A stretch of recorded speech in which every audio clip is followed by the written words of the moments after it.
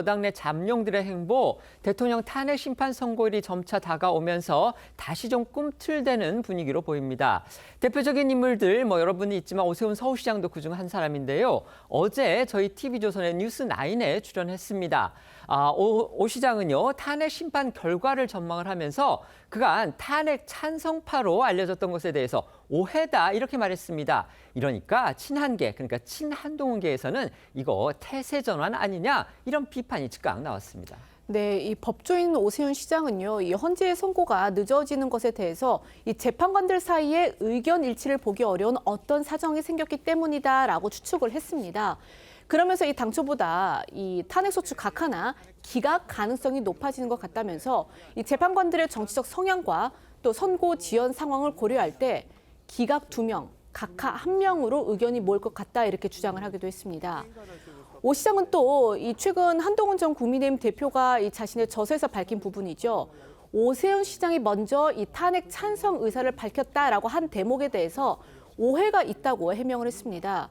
앞서 오 시장은 이 SNS에 일단 탄핵 소추를 하는데 당론으로 하는 게 좋다라고는 썼지만 이는 당시 상황이 정치적으로 혼란스러워 이 당이 쪼개질 가능성을 우려해서 당론으로 하자는 취지였지, 그러니까 어떤 수습의 방식을 말한 거였다라고 해명을 했습니다.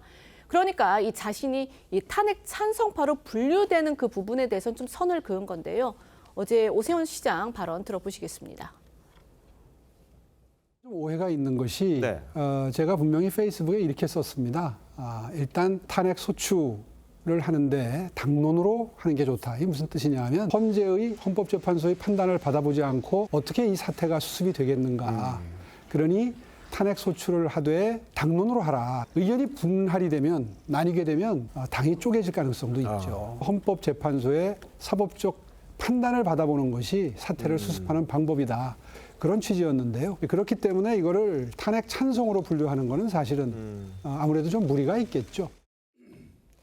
말씀드린 대로 당장 친한계에서는요, 이 같은 오 시장 발언을 겨냥해서 이거 말 바꾸기 아니냐 이렇게 비판했습니다. 네, 친한계 스피커인 박상수 인천 서구갑 당협위원장은 SNS에 이것으로 오세훈은 탄핵에 찬성하지 않은 정치인의 길을 걷기로 공표한 것으로 보인다며 무상급식에 단호히 반대하던 그 정치인은 어디로 갔냐며 오 시장이 그렇게 줏대 없는 정치인인 줄 몰랐다고 꼬집었습니다.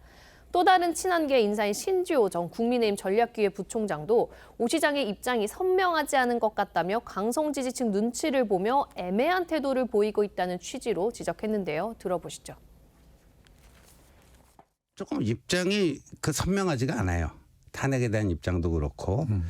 그다음에 대통령에 대해서 기본적으로 예의를 지키고 뭐 하는 거는 중요한데 대통령과 함께 가자라는 것이 아까처럼 윤심 후보 이 문제를 어떻게 볼 것인가가 가장 조기 대선판이 열리면 가장 중요한 문제거든요. 오세훈 시장의 최근의 언행을 보면 제가 봐서는 조금 이쪽인지 저쪽인지 애매해요. 잘 모르겠어요.